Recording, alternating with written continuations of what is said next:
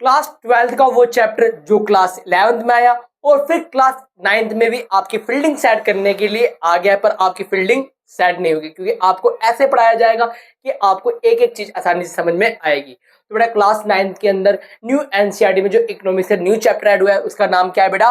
Markets and economy. इसके अंदर हम डिमांड, सप्लाई, एक एक कंसेप्ट के बारे में डिटेल में पढ़ेंगे। चलिए बेटा,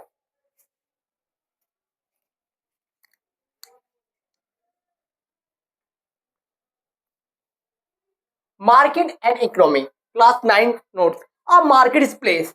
बेटा मार्केट किसे कहते हैं? जहां पर बेटा जैसे लवेरिया पॉइंट किसे कहते हैं? जहां पे लवर्स क्या बेटा कांटेक्ट में आते हैं। वैसे मार्केट भी क्या एक पॉइंट है जहां पे बायर्स और सेलर क्या बेटा कांटेक्ट करते हैं। बेटा किस चीज के लिए कांटेक्ट करेंगे? वो परचेज एंड सेल के लिए। बेटा किस लिए कांटेक्ट करते हैं? परचेज एंड सेल के लिए। Market is a point where is contact between buyers and seller for purchasing and selling goods. A market is a place where buyers and sellers meet to exchange good and service. It may be physical place. बेटा physical भी हो सकता है और like का बाजार और online. आजकल बेटा मार्केट क्या है? बेटा कहीं से भी आपका लवेरिया हो रहा है भाई, वो क्या बेटा लवेरिया पॉइंट है। आज बहुत सारे सोशल मीडिया ऐप है जो क्या लवेरिया पॉइंट बन चुके हैं। उसी प्रकार से it may be physical place like का बाजार, ठीक है बेटा, और ऑनलाइन लाइक अ शॉपिंग एप्स। ये फिजिकल प्लेस है बाजार, और ऑनलाइन में क्या है जितने भी आपके एप्स हैं जिसके द्वारा आप क्या है बेटा परचेज करते हो चीजें, वो क्या है बेटा मार्केट की फॉर्म में आता है। और बेटा इस चैप्टर में हम मार्केट की फॉर्म पढ़ेंगे, ओलिगोपोली की मार्केट, मोनोपोली, ठीक है बेटा, एकाधिकार बाजार, पूर्ण प्रतियोगिता बाजार, एक एक चीजों के बारे में डिटेल में हम पढ़ेंगे। बेटा डिमांड किसे कहते हैं? बेटा मांग किसे कहते हैं? बेटा मांग उसे कहते हैं किसी वस्तु की वह मात्रा, किसी वस्तु की वह मात्रा जिसे एक उपभोक्ता निश्चित समय बिंदु पर विभिन्न कीमतों पर क्या हो जाए बेटा खरीदने के लिए तैयार हो जाए। बेटा ये मार्केट कितने का है? 15 रुपए का है, तो मैं खरीदने के लिए तैयार हो गया, भैया एक दे दो। निश्चित मात्रा है एक, और मार्केट में अंदर क्या बेटा इसके अलग अलग प्राइस भी होंगे। कोई अलग कंपनी का उसका 50 रेट होगा, कोई कम लोकल कंपनी होगी उसका कम रेट होगा। तो बेटा डिफरेंट प्राइस है और मैं क्या बेटा खरीदने के लिए तैयार हो गया हूँ एक पर्टिकुलर टाइम पीरियड में। It is called demand. जब बेटा कंज्यूमर क्या है बेटा किसी चीज को खरीदने के लिए क्या हो जाए तैयार हो जाए तो उसे क्या कहते हैं? डिमांड कहते हैं। बेटा डिमांड भी 3 चीज से मिलकर बनती है। बेटा मांग के भी 3 चीज होती है बेटा। सबसे पहले क्या चीज होगी? इच्छा। क्या होनी चाहिए बेटा? इच्छा होनी चाहिए, डिजायर होनी चाहिए। बेटा गुड्स को परचेज करने के लिए पहले क्या है बेटा? डिजायर होनी चाहिए। और डिजायर के साथ साथ अब बेटा मेरी डिजायर है कि यार मैं ये चीज भी खरीद लूं, बेटा डिजायर जरूरी है और साथ में मनी भी जरूरत है। और बेटा कुछ ऐसे भी लोग हैं जिनकी डिजायर भी है और जिनके पास मनी भी है, साथ साथ एक चीज और होनी चाहिए, क्या? पैसे खर्च करने की इच्छा, मनी स्पेंड की भी क्या होनी चाहिए बेटा? कैपेसिटी होनी चाहिए। बेटा बहुत सारे लोग ऐसे होते हैं जिनके पास इच्छा भी है, ये अच्छी लगी है ले लूं, पैसा भी है, क्यों खर्च करें, काम आ जाएंगे। तो बेटा तीनों चीजों का होना बहुत जरूरी है, तब जाके क्या बेटा डिमांड पूरी होती है। Demand means the quantity of good that consumer are willing and able to buy at a certain price। बेटा डिमांड क्या है बेटा? जिसे क्या है बेटा कंज्यूमर क्या परचेज करने के लिए रेडी है। Factor affecting demand. बेटा डिमांड को फैक्टर करने के लिए क्या है? बहुत सारे फैक्टर है। आपकी डिमांड अफेक्ट करने के लिए बहुत सारे फैक्टर है। कौन कौन से वो फैक्टर है जो आपकी डिमांड को क्या करते हैं? अफेक्ट करते हैं। मांग को प्रभावित करने वाले के कारक बताओ। बेटा सबसे पहले वस्तु की अपनी कीमत। क्या है बेटा? वस्तु की अपनी कीमत। बेटा जैसे चीज के रेट बढ़ेंगे, आप सच बताओ बेटा, आप डिमांड कम करोगे या ज्यादा? बेटा मान लो बेटा आपके वाली भाव ज्यादा खाई जा रही है तो आप उसके पास ज्यादा जाओगे या दूर जाओगे? दूर ही जाओगे ना। वैसे ही बेटा अगर किसी के भी भाव बढ़ते हैं, किसी का मतलब किसी चीज के भाव बढ़ते हैं तो उसकी डिमांड क्या होती है? कम। अगर उसके भाव कम हो रहे हैं तो डिमांड बढ़ जाती है, ठीक है बेटा। और हैबिट्स या बेटा ये कह लो इंटरेस्ट। अगर आपका बेटा किसी चीज के प्रति इंटरेस्ट ज्यादा है तो आप डिमांड ज्यादा करोगे, इंटरेस्ट कम है तो डिमांड कम करोगे। तो बेटा डिमांड को फैक्टर के 2 पॉइंट बताया मैंने, एक पहला वस्तु की अपनी कीमत और दूसरा मैंने इच्छा, और तीसरा बेटा वेदर, मौसम। बेटा जिस चीज का मौसम होगा उसकी डिमांड क्या है बेटा? बढ़ जाएगी। अभी बेटा फरवरी में क्या होता है? लवेरिया मौसम होता है, तो लवेरिया मौसम में क्या है बेटा? रोज, चॉकलेट, टेडी बेडी, इनकी डिमांड क्या है बेटा? बढ़ जाती है। और जैसे इनका मौसम जाता है टाटा बाय बाय। बेटा गर्मी का मौसम है, सिकंजी, इन सब की डिमांड क्या है बेटा, बहुत ज्यादा बढ़ जाएगी। एसी कूलर की डिमांड क्या है बेटा, बढ़ जाएगी। और सर्दी में इनकी डिमांड क्या हो जाएगी, कम हो जाएगी। तो वेदर भी क्या है बेटा, आपकी डिमांड को अफेक्ट करता है। ठीक है बेटा। लो ऑफ डिमांड, बेटा लो ऑफ डिमांड किसे कहते हैं? बेटा मैंने आपको 3 पॉइंट बता दिया, वेदर बताया, चलो एक और बता देता हूं बेटा, एक्सपेक्टेशन, संभावना। अगर बेटा सोचो आपको बेटा कोई चीज खरीदनी है, जैसे गोल्ड है बेटा, अभी हमारी मम्मियों को आके कोई बोलते भाई सोने के रेट क्या है, परसों से 4 लाख रुपए तोला होने वाला है। बेटा हमारे घर में खाने के लिए लाले पड़े हुए हैं, पर हमारी मम्मियां कहीं ना कहीं से सोना खरीदने के लिए सोनार की दुकान पे पहुंच जाएंगी। बेटा कीमत बढ़ने की संभावना है, पर डिमांड अभी बढ़ गई। ये भी क्या है बेटा, आपकी डिमांड को क्या है, अफेक्ट करता है। और अगर बेटा बाद में चीजों के रेट गिरने वाले हैं, तो अभी हम डिमांड क्या करेंगे, कम करेंगे। ऐसे बेटा कंज्यूमर की इनकम भी क्या डिमांड को अफेक्ट करती है।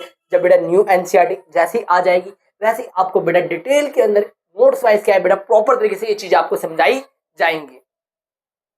लो ऑफ डिमांड, बेटा लो ऑफ डिमांड किससे कहते हैं? बेटा लो ऑफ डिमांड का मतलब क्या है बेटा, other factor will be constant, only price of good will be change.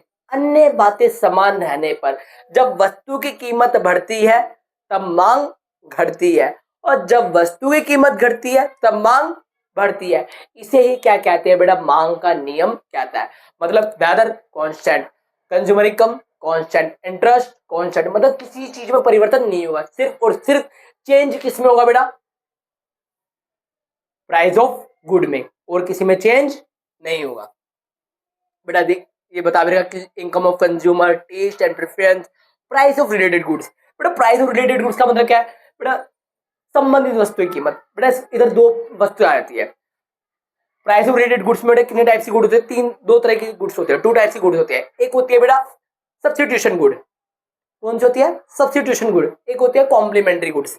बेटा पूरक वस्तु और प्रतिस्थापन वस्तु। बेटा प्रतिस्थापन वस्तु किसे कहते हैं, सब्स्टिट्यूशन गुड्स किसे कहते हैं, जो बेटा एक के स्थान पर दूसरे को यूज कर सको। बेटा बॉल पेन नहीं है तो आप जेल पेन से लिख सकते हो, तो ये क्या होगा बेटा, सब्स्टिट्यूशन गुड्स हो गई। चाय नहीं पी पसंद उसको तो आप कॉफी पिला दो, ठीक है बेटा, तो ये क्या होगी, सब्स्टिट्यूशन गुड्स हो गई। अगर बेटा कॉफी के रेट बढ़ रहे हैं तो लोग क्या पियेंगे, चाय पियेंगे। और पूरक वस्तु क्या होती है, एक के बिना दूसरी अधूरी। जैसे बेटा पेट्रोल के रेट बढ़ेंगे, अपने आप ही कार के रेट भी क्या है बेटा, बढ़ जाएंगे। क्यों,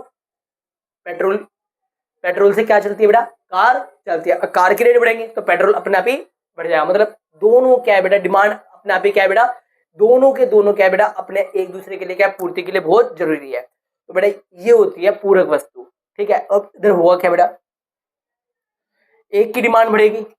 अगर मान लो बेटा कार के रेट बढ़ रहे हैं तो पेट्रोल की डिमांड क्या होगी, जल्दी बताओ, घट जाएगी। क्यों, क्योंकि बेटा इसके रेट बढ़ रहे हैं। शाबाश। सप्लाई, बेटा सेम इधर क्या है बेटा, सप्लाई का भी है। बेटा जहां पर क्या है बेटा, खरीदने के तैयार होना चाहिए था, अब यहाँ पर बेचने की तरह एक पर्टिकुलर टाइम पीरियड पे क्या है, जो प्रोड्यूसर है या सेलर है वो क्या अपनी चीज को बेचने के लिए तैयार हो जाए, ठीक है बेटा। फैक्टर ऑफ अफेक्टिंग सप्लाई, बेटा यहाँ पर भी क्या है बेटा, आपकी चीज कोई कम रेट पे खरीदेगा तो आप कम बेचोगे, ज्यादा बेचोगे, कम बेचोगे। और अगर आपकी कीमत के रेट अच्छे मिल रहे हैं तो आप माल क्या ज्यादा निकालोगे। बेटा प्राइस ऑफ गुड के रेट बढ़ेंगे तो सप्लाई बढ़ेगी, प्राइस गिरेंगे तो सप्लाई गिरेगी, ठीक है बेटा। कॉस्ट ऑफ प्रोडक्शन, अगर बेटा किसी चीज को बनाने में कॉस्ट ज्यादा लग रही है तो सप्लाई कम होगी, और उसको बनने में कम पैसे लग रहे हैं तो सप्लाई ज्यादा होगी। टेक्नोलॉजी, अगर बेटा पुरानी ओल्ड टेक्नोलॉजी का यूज कर रहे हो तो बेटा सप्लाई क्या होगी बेटा, कम, और न्यू टेक्नोलॉजी का यूज कर रहे हो तो सप्लाई क्या होगी, ज्यादा। गवर्नमेंट पॉलिसी, बेटा गवर्नमेंट क्या आपके ऊपर टैक्स लगा रही है तो बेटा आप प्रॉफिट कमा रहे हो, वो सारा प्रॉफिट किसके पास जा रहा है, गवर्नमेंट के पास जा रहा है, तो बेटा आपकी सप्लाई क्या हो जाएगी, कम करोगे। क्यों, आपको प्रॉफिट नहीं हो रहा, आप गवर्नमेंट का तो कमा रहे हो, अपने लिए कमा रहे हो। लो ऑफ सप्लाईज, बेटा लो ऑफ सप्लाईज क्या कहता है भाई, other factor will be constant, only price of goods will be change. सारे शांत रहेंगे, सिर्फ इसमें चेंज होगा वस्तु की अपनी कीमत में। जब कीमत बढ़ेगी तो सप्लाई बढ़ेगी, जब कीमत घटेगी तो सप्लाई घटेगी। बेटा यहाँ पर आप सेलर हो और डिमांड में क्या हो, आप बायर्स हो। बेटा दुकानदार क्या चाहेगा, मेरा सामान महंगे से महंगे रेट में बेचे, तभी उसको क्या होगा, प्रॉफिट होगा, ठीक है बेटा। इस चीज का ध्यान रखना थोड़ा बहुत आप। इक्विलिब्रियम, इक्विलिब्रियम क्या होता है बेटा, जहां पर डिमांड और सप्लाई एक दूसरे को इंटरसेक्ट करे उसे क्या कहते हैं, इक्विलिब्रियम कहते हैं। और वहीं पे क्या है बेटा, किसी भी चीज का क्या है, प्राइस डिसाइड होता है। कैसे प्राइस डिसाइड होता है बेटा, सब चीज आपको समझाई जाएंगी। मनी, बेटा मनी से पहले क्या बहुत सारी चीजों का प्रॉब्लम फेस करनी पड़ती थी बेटा, क्योंकि पहले बार्टर सिस्टम था। Money is anything that is widely accepted as a medium of exchange. बेटा मनी कुछ भी हो सकती है, बस उसको क्या है बेटा पब्लिक में क्या स्वीकार, क्या अथॉरिटी हो, लीगल अथॉरिटी हो, आज से ये मनी है तो बेटा वही क्या है, मनी बन जाएगी। Function of money, medium of exchange. बेटा मनी का काम क्या है बेटा, चीजों को अदला बदली करने में क्या मदद करवाता है। स्टोर ऑफ वैल्यू, आप मनी को क्या है बेटा स्टोर करके रख सकते हो। बेटा आप चीजों को स्टोर करने में क्या आती थी, दिक्कत आती थी बार्टर सिस्टम में, पर आज हम पैसों को क्या है बेटा कहीं भी इजीली क्या स्टोर कर सकते हैं। यूनिट ऑफ अकाउंट, बेटा मेजरमेंट में आसानी हो गई है। टाइप्स ऑफ मनी, बेटा कॉइन्स हो गए, ठीक है बेटा, डेबिट कार्ड हो गए, क्रेडिट कार्ड हो गए, यूपीआई हो गए, ये किसकी कैटेगरी में आते हैं बेटा, मनी की कैटेगरी में आते हैं। चेक हो गया, ये ईटीसी क्या है हमारे बेटा, करेंसी आज की। Exchange of good, barter system में कहता है चीजों के अदले बदली क्या है, सम्मान का लेन देन होता है, इसे क्या कहते हैं, बार्टर सिस्टम कहते हैं। Exchange of good for goods without money, it is called barter system. Double coincidence की यहाँ पे क्या आती है बेटा, प्रॉब्लम आती है। डबल कोइंसिडेंस का मतलब क्या है बेटा, आपके वाले ने बोला नहीं नहीं नहीं मुझे नान कढ़ाई खानी है, और आपका बेटा गेहूं बेचते हैं।